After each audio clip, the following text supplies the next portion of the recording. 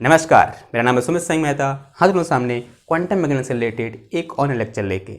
आज का हमारा है लेक्चर नंबर 42। ठीक है, आज का टॉपिक क्या रहने वाला है हमारा? आज का टॉपिक है condition for acceptable wave function. Okay, तो अभी तक हमने क्या डिस्कस किया कि क्वांटम मैकेनिक्स में अगर हमारे पास कोई एक पार्टिकल है या फिर कोई सिस्टम है, तो उस सिस्टम या पार्टिकल को डिस्क्राइब करने के लिए हमें क्या चाहिए? एक वेव चाहिए। क्या चाहिए? हम एक वेव की हेल्प से क्या करते हैं, या बोल सकते हैं लोकलाइज्ड वेव की हेल्प से किसी क्वांटम मैकेनिकल सिस्टम को डिस्क्राइब करते हैं। हम लोकलाइज्ड वेव का एक दूसरा नाम क्या है? वेव पैकेट है। तो हम क्या बोलेंगे कि क्वांटम मैकेनिक्स में हम किसी पार्टिकल को या फिर किसी सिस्टम को किससे डिस्क्राइब करते हैं? एक वेव पैकेट की हेल्प से डिस्क्राइब करते हैं।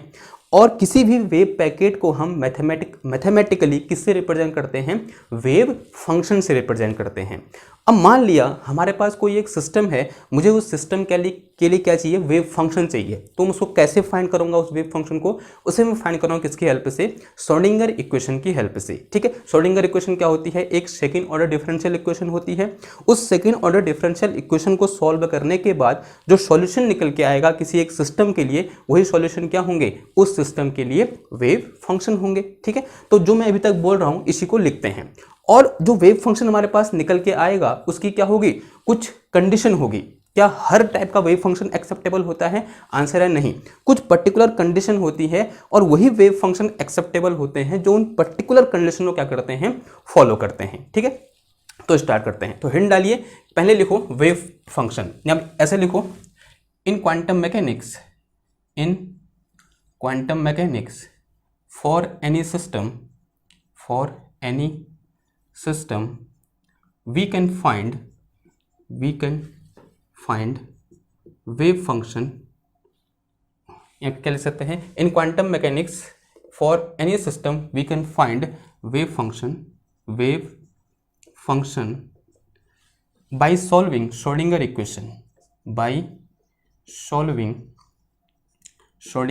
इक्वेशन। श्रोडिंगर इक्वेशन को सॉल्व करके हम किसी भी सिस्टम के लिए क्या कर सकते हैं? वेव फंक्शन फाइंड कर सकते हैं। देखो श्रोडिंगर इक्वेशन क्या होती है? अगर हम श्रोडिंगर इक्वेशन को देखें ध्यान से तो कुछ ऐसी होती है। कैसी? माइनस का h² divided by 2m, one dimension, for simplicity one dimension में काम करते हैं। तो क्या आ जाएगा? d² divided by del x² into क्या आ जाएगा? साई x प्लस का, और यहाँ क्या आ जाएगा? v, और ये भी x का फंक्शन होगा। और टाइम इंडिपेंडेंट की बात करते हैं, ठीक है, सिंप्लिसिटी के लिए। और ये क्या आ जाएगा? Psi x, and this is equal to E into psi x। ठीक है, ई क्या है यहाँ पर? एनर्जी एगन वैल्यू है। v क्या है? पोटेंशियल है। और ये चीज हो गया। ठीक है, तो ये क्या है मेरे पास? एक सेकंड ऑर्डर डिफरेंशियल इक्वेशन है जो क्या है? श्रोडिंगर टाइम इंडिपेंडेंट इक्वेशन है। जब मैं इस इक्वेशन को सॉल्व करूंगा तो मेरे पास क्या निकल के आएगा? आफ्टर सॉल्विंग दिस इक्वेशन मेरे पास कुछ साई x की वैल्यू निकल के आएगी, कुछ साई x निकल के आएगा, और वही साई x क्या होगा? उस क्वांटम मैकेनिकल सिस्टम का वेव फंक्शन होगा। ठीक है, बात समझ में आई? तो साई x क्या होगा यहाँ पर? जो साई x होगा उसी को मैं क्या बोलता हूँ? Wave function for quantum mechanical system, या फिर गिवन क्वांटम जो हमको दिया होगा, for given quantum mechanical system. अब आप सोच रहे होंगे कि मेरे को कैसे पता चलेगा कि मेरे को कौन सा सिस्टम दे रखा है या फिर कौन सा क्वांटम मैकेनिकल सिस्टम दे रखा है? तो उसकी पहचान किसकी हेल्प से करेंगे? हम इस पोटेंशियल की हेल्प से। ठीक है, and system is describe by, और वी कैन आइडेंटिफाई सिस्टम या type of system by the help of potential. तो यहाँ पर एक लाइन और लिख दूँ, we can identify our system by with the help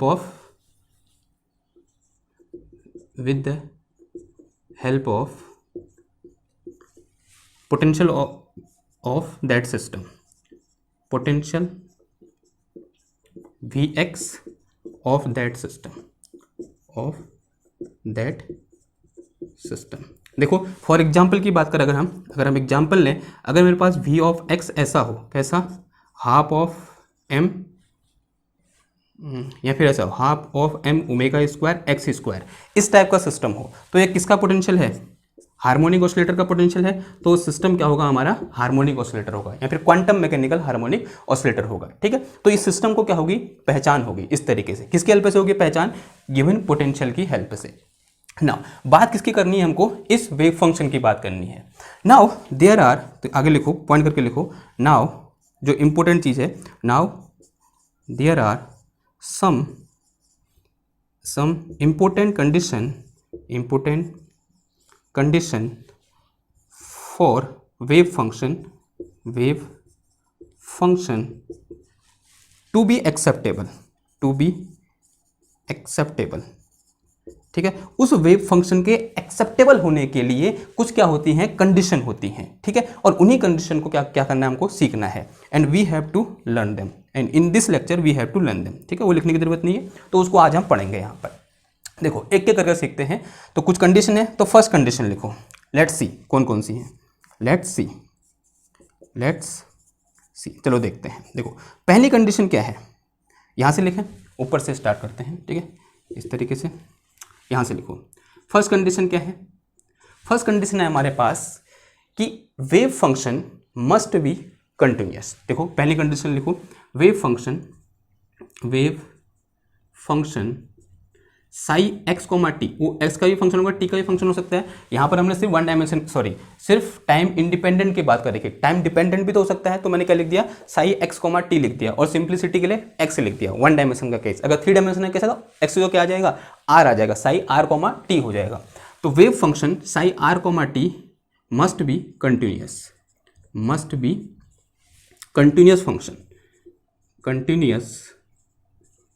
function कैसा होना चाहिए, उसने कंटिन्यूअस फंक्शन होना चाहिए। नाउ अब कंटिन्यूअस फंक्शन का क्या मतलब हुआ, तो कंटिन्यूअस फंक्शन के बारे में आपने पढ़ा हुआ है, कहाँ पढ़ा है, बीएससी सेकंड ईयर में आपको डिफरेंशियल इक्वेशन आया होगा, या फिर डिफरेंशियबिलिटी कंटिन्यूटी ऐसा कुछ पढ़ा होगा। तो वहाँ पर हमने पढ़ा हुआ है कि कंटिन्यूअस फंक्शन का क्या मतलब हुआ। देखो कंटिन्यूअस फंक्शन वो फंक्शन होते हैं जिनका ग्राफ कैसा होता है, स्मूथ होता है, ठीक है। तो कंटिन्यूअस फंक्शन का क्या मतलब हुआ, ऐसे फंक्शन जिनका ग्राफ कैसा होता है, स्मूथ होता है। देखो इस टाइप का ग्राफ होगा, अगर कंटिन्यूअस फंक्शन की बात करेंगे तो कुछ ऐसा होगा। तो ये क्या है मेरे पास, इधर को अगर ये साई एक्स है, साई एक्स कोमा टी है, और ये एक्स है, अगर इसका ग्राफ कुछ ऐसा है, ठीक है, तो ये ग्राफ कैसा हुआ, एक टाइप का कंटिन्यूअस ग्राफ हुआ। अगर अब डिसकंटिन्यूअस, इसका उल्टा क्या होगा, डिसकंटिन्यूअस कैसा नहीं होना चाहिए, इस टाइप की कंडीशन नहीं होनी चाहिए। जैसे ये मेरे पास क्या है, साई एक्स कोमा टी, और ये क्या है एक्स, ऐसा नहीं होना चाहिए। इसने यहाँ से आया ऐसे, फिर ये हो गया, ठीक है। ये यानी यहाँ पर क्या आ गई, डिसकंटिन्यूटी आ गई, यानी x इक्वल टू 0 पर क्या आ गई है, डिसकंटिन्यूटी आ गई है, ठीक है। यानी यहाँ पर वैल्यू इसकी कंटिन्यूअस नहीं है, क्या आ गया है, वैल्यू में गैप आ गया है। तो इस टाइप का गैप फंक्शन में नहीं होना चाहिए। फंक्शन कैसा होना चाहिए, जो वेव फंक्शन है वो कैसा होना चाहिए, कंटिन्यूअस होना चाहिए, ठीक है। ये क्लियर हुआ कि कंटिन्यूअस वेव फंक्शन का क्या मतलब हुआ, ऐसा होना चाहिए, यानी उसकी वैल्यू कैसी होनी चाहिए, कंटिन्यूअस होनी चाहिए, ऐसे करके, ठीक है। यानी कोई ब्रेक नहीं होना चाहिए बीच में। देयर मस्ट बी नो क्या बोलते हैं, sharp band on the curve में कोई शार्प बैंड नहीं होना चाहिए। कर्व कैसा होना चाहिए, स्मूथ होना चाहिए, ठीक है। इतनी बात क्लियर हुई, कंटिन्यूअस होना चाहिए करके ना। हमारे लिए इंपॉर्टेंट क्यों है, कंटिन्यूअस क्यों होना चाहिए, वाई, तो क्वेश्चन लिखो यहाँ पर ऐसे करके डॉट लगा के, y psi x comma t be continuous. इसमें कंटिन्यूअस क्यों होना चाहिए, ये क्वेश्चन है हमारे सामने। कंटिन्यूअस क्या होता है हमें पता है, लेकिन कंटिन्यूअस क्यों होना चाहिए, ये हमारे काम की चीज है। देखो अब देखो, सबसे पहले देखते हैं कि अगर ये कंटिन्यूअस नहीं होगा तो क्या होगा। देखो इफ, तो लिखो यहां पर, if psi x comma t is not continuous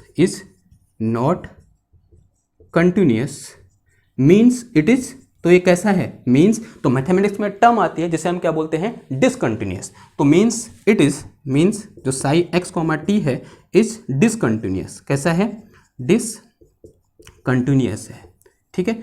and there is a concept in mathematics that is कि every discontinuous function is not differentiable, ठीक है। पढ़ा है ना हमने, जब कंटिन्यूटी डिफरेंशिएबिलिटी पढ़ रहे थे हम, बीएससी सेकंड ईयर में होगा, या फिर मेरे वहाँ तो बीएससी सेकंड ईयर में था, आपके वहाँ जहाँ भी होगा, जिस भी ईयर में होगा, तो आपने पढ़ा होगा कभी ना कभी।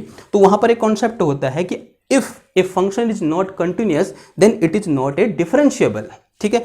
तो क्या है मेरे पास, if psi x is not continuous means psi x is discontinuous, it mean then it is not differentiable, then it is not differentiable। Means its derivative is not defined. क्या मतलब हुआ इसका मतलब? Means its derivative is not defined, इसका derivative define नहीं है। अब derivative का मतलब क्या हुआ? डेरिवेटिव इसका डिफरेंशिएशन किसके रिस्पेक्ट में? एक्स या टी के रिस्पेक्ट में? एक्स के रिस्पेक्ट में मान लो, यानी जो D x D psi x comma T divided by D X है वो क्या है? नॉट डिफाइन है, नॉट डिफाइन। नॉट डिफाइन का एक और मतलब क्या निकालते हैं? ये किसके बराबर है? इन्फिनिटी के बराबर है। जो मेरे पास D psi x comma T divided by D X है वो किसके बराबर है? इनफाइनाइट। ये तो हुआ नॉट डिफाइन का मतलब। नॉट डिफाइन यानी वो क्या है? इनफाइनाइट है ना। अब ऐसा होने से क्या हुआ वो समझते हैं। देखो एक फिजिकल क्वांटिटी के बारे में हम जानते हैं जिसका नाम क्या है? मोमेंटम है, ठीक है, जिसका नाम क्या है? मोमेंटम है। मान लिया हमारे पास कोई एक सिस्टम है और उसका जो वेव फंक्शन है वो डिसकंटिन्यूअस है। देखो ध्यान सुनना बात को, मैं उल्टा केस लेके चल रहा हूँ। मैं क्या बोल रहा हूँ कि मेरे पास कोई एक सिस्टम है कोई सिस्टम है जिसका वेव फंक्शन कैसा है? डिसकंटिन्यूअस है, जो कि नहीं होना चाहिए, लेकिन मैं अज्यूम कर रहा हूं कि उसका फंक्शन कैसा है? डिसकंटिन्यूअस है। और वो क्या है? साई एक्स कॉमा टी है, साई एक्स कॉमा टी है, जो कैसा है मेरे पास? डिसकंटिन्यूअस है। कैसा है? डिसकंटिन्यूअस है। और मुझे ये कहा गया कि इसका मोमेंटम निकालो। देखो एक चीज मैं पहले बता दूं आपको, हमने पहले भी पढ़ी हुई है कि अगर मेरे पास किसी सिस्टम के लिए वेव फंक्शन पता है तो हम ये बोलते हैं कि मुझे इस सिस्टम के बारे में सब कुछ पता है, बिकॉज कि this wave function represent state of the system. अगर स्टेट पता है तो मुझे सब कुछ पता है, तो मोमेंटम निकाल सकता हूं with the help of momentum operator, ठीक है। तो अगर मुझे मोमेंटम चाहिए इस टाइप के सिस्टम का जिसका वेव फंक्शन ऐसा है, तो मैं क्या करूँगा? मोमेंटम ऑपरेटर लगा दूंगा इसमें। और मोमेंटम ऑपरेटर जब इसमें लगाऊंगा, कैसे ऑपरेट करूंगा? मोमेंटम ऑपरेटर क्या होता है? पी कैप और यहाँ पे P x cap, one dimension की बात कर रहे हैं, तो क्या आ जाएगा? देखो ये साई एक्स कॉमा टी आ जाएगा। मोमेंटम ऑपरेटर क्या होता है? हमने पढ़ा हुआ है, माइनस का iota del divided by del x, this is psi x comma t. And this thing अभी हमने बोला कि अगर if psi x is discontinuous then this thing is infinite, then its momentum become infinite. तो इसका momentum क्या बन जाएगा? इनफाइनाइट बन जाएगा। इसका मोमेंटम क्या हो जाएगा? या मोमेंटम आइगन वैल्यू क्या हो जाएगी? इसकी इन्फिनिटी हो जाएगी। अगर मोमेंटम आइगन वैल्यू इन्फिनिटी हो रही है, ये किसी भी फिजिकल सिस्टम के लिए पॉसिबल नहीं है, तो this is not a possible. तो in this case if we assume our wave function is discontinuous या फिर नॉट कंटिन्यूअस, ऐसा लिखो, not continuous, then momentum of system become, या उससे पहले ये लिखो, देन सेकेंड डेरिवेटिव या फिर देन डेरिवेटिव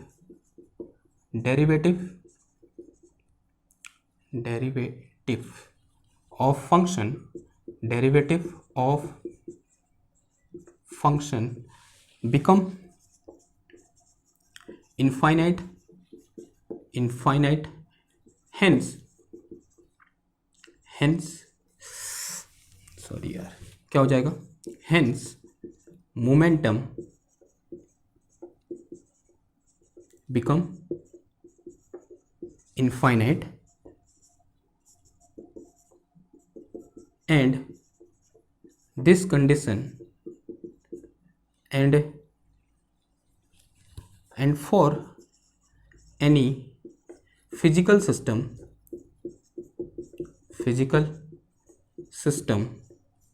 momentum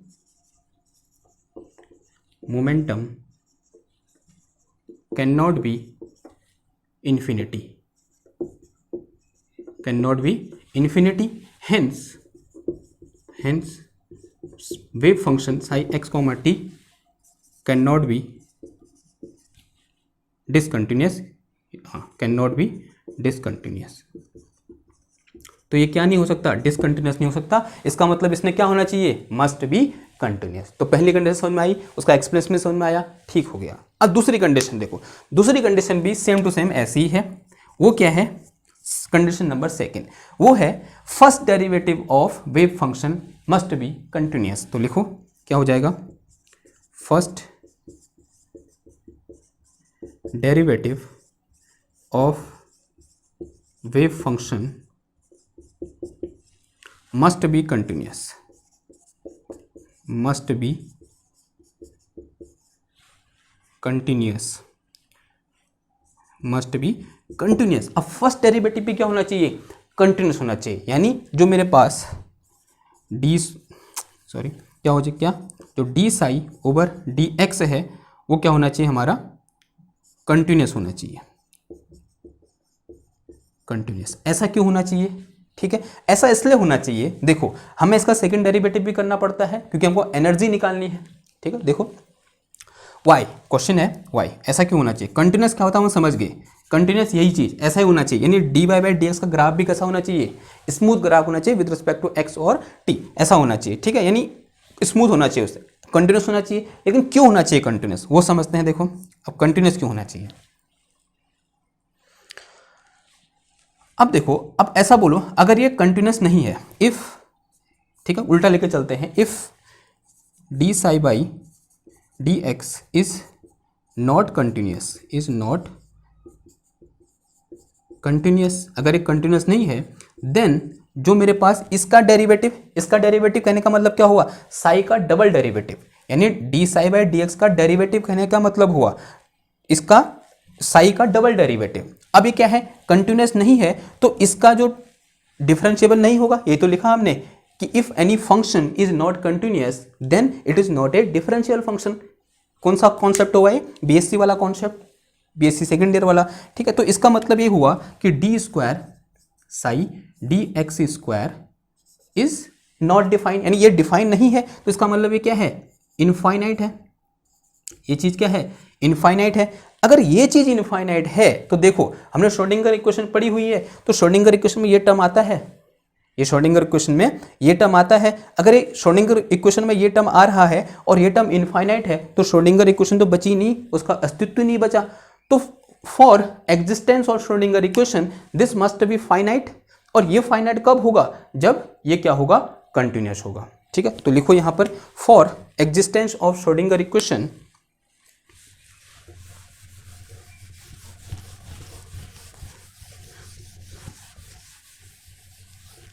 तो क्या लिखेंगे, फॉर एग्जिस्टेंस, देखो श्रोडिंगर इक्वेशन क्या होती है, लिखी थी ना अभी हमने, ये तो होती है क्या, माइनस का H cut square divided by 2m del square psi divided by del x square plus का v into psi is equal to E psi, ये होता है। अगर ये टर्म ही क्या हो जाएगा, इनफाइनाइट हो जाएगा, तो अस्तित्व नहीं बचा श्रोडिंगर इक्वेशन का। तो क्या लिखेंगे हम, for existence of Schrodinger equation del square psi divided by del x square must be finite for that del psi by del x will be continuous, इसमें क्या होना चाहिए, कंटिन्यूअस होना चाहिए, ठीक है। एक एक्सप्लेनेशन तो ये हो गया। एक एक्सप्लेनेशन ऐसा भी हो सकता है, देखो कैसा, अगर ये क्या है, इनफाइनाइट है, देखो, और इसको ऐसे भी एक्सप्लेन कर सकते हैं हम, और क्या कर सकते हैं, देखो ये क्या है मेरे पास, श्रोडिंगर इक्वेशन क्या है, H cut square divided by 2m del square psi divided by del x square plus कितना आ जाएगा, ये v psi is equal to E psi आ जाएगा। ये चीज़ क्या है, एनर्जी है, एनर्जी आइगन वैल्यू बोलते हैं हम इसको ना। अब ये चीज़ क्या है, इन्फिनिटी होगी, अगर ये चीज़ क्या होगी, इन्फिनिटी होगी, तो एनर्जी भी क्या हो जाएगी, इनफाइनाइट हो जाएगी। क्या ऐसा पॉसिबल है कि किसी सिस्टम की एनर्जी इनफाइनाइट हो गई, ऐसा पॉसिबल, फिजिकली पॉसिबल नहीं है। तो यहाँ से भी क्या हो रहा है कि ऐसा केस आ जा रहा है जो फिजिकली पॉसिबल नहीं है, इसको इनफाइनाइट अज्यूम करने के बाद। क्लियर हुई बात, तो ये हो गया, तो या तो इसको लिख दो या इसको लिख दो, ठीक है, कोई भी एक चल जाएगा। ओके, तो ये क्या हो गया, हमारे पास दो कंडीशन होगी। थोड़ा सा आगे बढ़ते हैं, बात करते हैं किसकी, तीसरी कंडीशन की। देखो तीसरी कंडीशन क्या है, तीसरी कंडीशन है कि wave function must be single valued. क्या होना चाहिए, वेव फंक्शन क्या होना चाहिए, मस्ट बी सिंगल वैल्यूड होना चाहिए। इसे मिटाऊं, देखो अगली कंडीशन की बात करते हैं, wave function must be single valued. Condition number third, हाँ,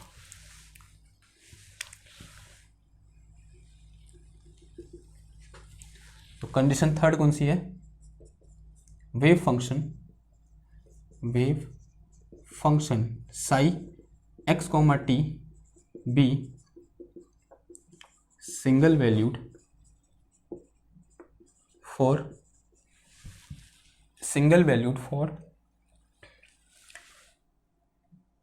any value of x and y, x and t, any value of x and t, x और टी की किसी भी वैल्यू के लिए इसकी वैल्यू क्या होनी चाहिए? सिंगल वैल्यूड होना चाहिए। यानी किसी पॉइंट पर हमेशा उसकी वैल्यू क्या होनी चाहिए? सेम, एक होनी चाहिए, सिंगल वैल्यू होनी चाहिए ना। ऐसा क्यों होना चाहिए? ठीक है, ऐसा इसलिए होना चाहिए since probability of finding of particle in any region is given by, कैसे देते हैं हम? कुछ तरीके से देते हैं, क्या? साई स्टार साई क्या है? ये wave function into d cube r, ऐसे देते हैं। This is probability of finding of particle in some region, ठीक है, इन कोई रीजन यहाँ पर होगा, या फिर इन बोल सकते हैं in small volume we are, तो उस पर फाइंड होने की प्रोबेबिलिटी इस तरीके से डिफाइन करते हैं। जो किस बात पर डिपेंड करती है? इस साई पर डिपेंड करती है। अगर ये साई क्या होगा? इसकी वैल्यू किसी एक पॉइंट पर एक से ज़्यादा होंगी, उसका मतलब वहाँ पर प्रोबेबिलिटी क्या हो जाएगी? मल्टी वैल्यू हो जाएगी। यानी प्रोबेबिलिटी भी क्या हो जाएगी? प्रोबेबिलिटी की भी क्या आएंगी? वहाँ पर ज़्यादा वैल्यू आएंगी, एक से ज़्यादा वैल्यू आएंगी, जो कि पॉसिबल नहीं है। या फिर जो क्या है हमारे पास, यानी एक, हम देखो क्या हो रहा है, फाइंडिंग ऑफ पार्टिकल, यानी probability of finding of particle in any region. आपके पास दो प्रोबेबिलिटी आ रही हैं, तो आप वहाँ से क्या निष्कर्ष निकालोगे? कोई निष्कर्ष निकाल ही नहीं सकते। ये क्या है? ये चीज़ क्या है? This is the probability of finding of particle in any volume element d cube r. इस डी क्यूब आर में फाइंड होने की प्रोबेबिलिटी है ये। माना यहाँ पर ये एक छोटा सा वॉल्यूम है डी क्यूब आर, ठीक है, या फिर डी बी, कुछ भी बोल दो। This is d cube r volume है। इस वॉल्यूम में किसी पार्टिकल की फाइंड होने की प्रोबेबिलिटी की एक से ज़्यादा वैल्यू आ रही है, तो आप यहाँ से क्या निष्कर्ष निकाल पाओगे?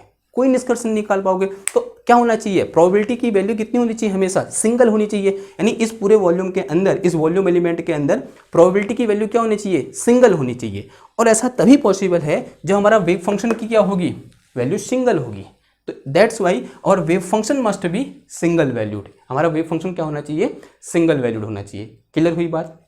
ओके, ठीक है ना, आगे बढ़े।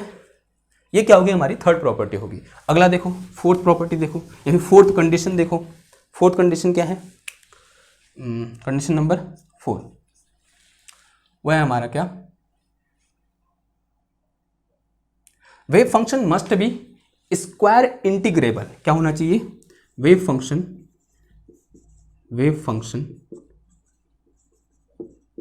Must be square integrable. ठीक है, देखो ये लगभग ऐसा ही होगा ये वाला। देखो इसका मतलब क्या हुआ?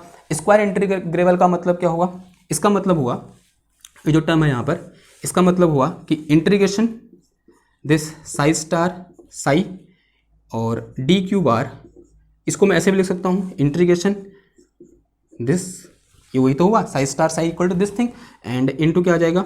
D cube r. इसने क्या होना चाहिए? फाइनाइट होना चाहिए। Then this is called square integral. तभी हम इसको क्या बोलेंगे? Square integral. यानी इस कंडीशन को क्या करना चाहिए? फॉलो करना चाहिए। यानी क्या होना चाहिए? कुछ फाइनाइट वैल्यू आनी चाहिए ऐसा करने पर। ठीक है, तो इसे हम क्या बोलेंगे? This is condition for square integral. ऐसा क्यों होना चाहिए? Y?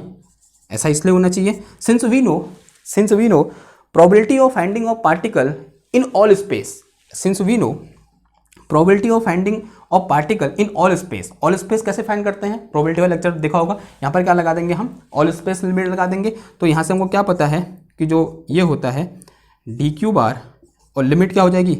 All space. This is probability of finding of particle in all space is always equal to कितना होता है? 1 होता है। हमेशा कितना होता है? 1 होता है। यानी ये वैल्यू कितनी आती है? 1 आती है, फाइनाइट आती है। ठीक है, यानी इसका 1 आने के लिए इसने क्या होना चाहिए? फाइनाइट होना चाहिए ना, तभी तो आएगा। अगर इनफाइनाइट होगा तो ये भी क्या हो जाएगा? इनफाइनाइट हो जाएगा। तो probability of finding of particle in all space का 1 होने के लिए इसने क्या होना चाहिए? फाइनाइट होना चाहिए। और इस कंडीशन को क्या बोलते हैं हम? स्क्वायर इंटीग्रेबल कंडीशन बोलते हैं, ठीक है। और ये आपको याद रहना चाहिए, ये बहुत ही इंपॉर्टेंट है। इसको हम नॉर्मलाइजेशन कंडीशन भी बोलते हैं कभी कभी। यानी ये कितना होता है, हमेशा 1 होता है। लिमिट ध्यान देना, लिमिट कहाँ होनी चाहिए, ऑल स्पेस होनी चाहिए। क्लियर हुई बात। तो ये क्या होगी, हमारी फोर्थ कंडीशन होगी। अगली कंडीशन देखो, कंडीशन नंबर 5। कंडीशन 5 देखो, कंडीशन 5 क्या है, कुछ ऐसी है कि psi x must be bounded. कैसा होना चाहिए, बाउंडेड होना चाहिए। Psi x comma t must be bounded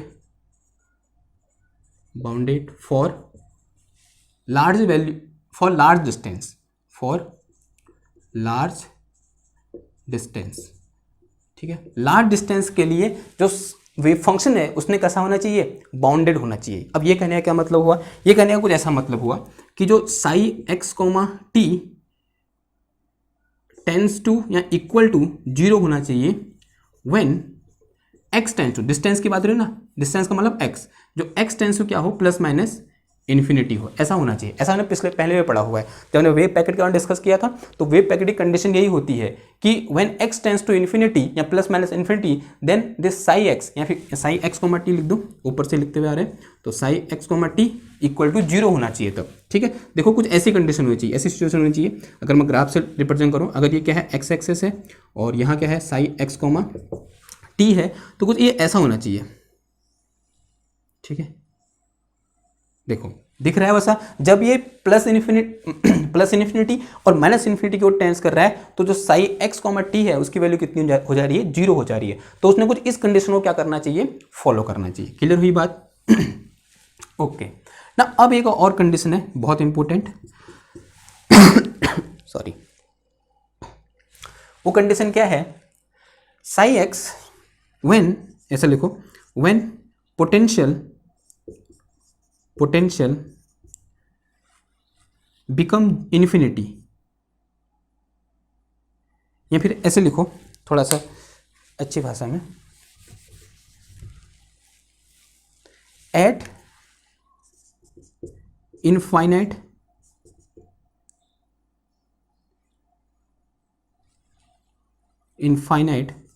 potential, at infinite potential psi x comma t must be 0, ठीक है। यानी जिस पॉइंट पर पोटेंशियल इनफाइनाइट हो जाएगा, जिस पॉइंट पर पोटेंशियल इनफाइनाइट, यानी ऐसे लिखो, when V x tends to infinity, जब वी एक्स की वैल्यू कितनी हो जाएगी, इन्फिनिटी हो जाएगी। अगर कहीं पर वी एक्स की वैल्यू इन्फिनिटी है, देन उस पर्टिकुलर पॉइंट पर जो मेरा साई एक्स कॉमा टी है वो क्या होना चाहिए, वेनिश हो जाना चाहिए, यानी उसकी वैल्यू कितनी हो जानी चाहिए, 0 हो जानी चाहिए, ठीक है। ये एक इंपॉर्टेंट केस है, ठीक है। क्या होना चाहिए, इसको समझेंगे अभी हम। देखो क्या होना चाहिए, when V x tends to infinity then psi x comma t tends to 0, तब साई एक्स कॉमा टी कितना हो जाना चाहिए, 0 हो जाना चाहिए। क्लियर हुई बात। ओके, तो ये क्या हो गया, इसकी कंडीशन होगी। कुछ बचा तो नहीं, सिंगल वैल्यूड हो गया, ये भी हो गया, ठीक है। इतने ही है। ओके, तो क्लियर हुई बात। तो क्या सीखा हमने कि psi x must be continuous, it's first derivative must be continuous, it must be single valued, और क्या होना चाहिए, स्क्वायर इंटीग्रेबल होना चाहिए और बाउंडेड होना चाहिए। और लास्ट चीज क्या है मेरे पास, वो क्या है कि जहां पर पोटेंशियल इनफाइनाइट होगा वहां पर उसकी वैल्यू कितनी हो जानी चाहिए, 0 हो जानी चाहिए ना। अब डिस्कस करते हैं इसके बारे में, ठीक है। ऊपर का समझ में आ गया ऐसा क्यों होना चाहिए, क्योंकि ये वेव पैकेट होना चाहिए तो ऐसा होगा, ऑब्वियसली बात है, तभी वो बॉन्ड होगा, बॉन्डेड होना चाहिए उसने, तो यानी ये कंडीशन आई। ये क्यों आया, बिकॉज उसने ये होना चाहिए वहाँ पर, यानी फाइनाइट वैल्यू आनी चाहिए। ऑल स्पेस में फाइन होने की प्रोबेबिलिटी कितनी होती है, 1 होती है, और ऐसा तभी पॉसिबल है जब ये इंटीग्रेशन कितना हो, फाइनाइट हो। उसी को हम क्या बोलते हैं, स्क्वायर इंटीग्रल बोलते हैं। ये सिंगल वैल्यूड क्यों होना चाहिए, क्योंकि हमें प्रोबेबिलिटी की वैल्यू क्या चाहिए, सिंगल चाहिए, ठीक है। और कंटिन्यूस क्यों होना चाहिए, ताकि जो फर्स्ट डेरिवेटिव है उसका वो कैसा हो, फाइनाइट हो। और जो फर्स्ट डेरिवेटिव है वो क्यों कंटिन्यूस होना चाहिए, क्योंकि सेकंड डेरिवेटिव क्या होना चाहिए, फाइनाइट होना चाहिए, ठीक है। वो सब समझ में आ गए, लेकिन ये समझ में नहीं आया कि एट इनफाइनाइट पोटेंशियल, पहले तो यहीं पर थोड़ा ऐसे दिमाग हिल गया कि ये चीज क्या है, this psi x comma T must B 0, वो वेनिश कर जाना चाहिए, वेव फंक्शन क्या हो जाना चाहिए, वेनिश कर जाना चाहिए, जहां पर पोटेंशियल क्या हो जाए, इन्फिनिटी हो जाए। तो अगला हमारे हेडिंग होगी कि why wave function vanish at infinite potential. तो हेडिंग लिखो, वाई ठीक है, why wave function vanish at infinite potential, infinite potential पर वेव फंक्शन वेनिस क्यों हो जाते हैं,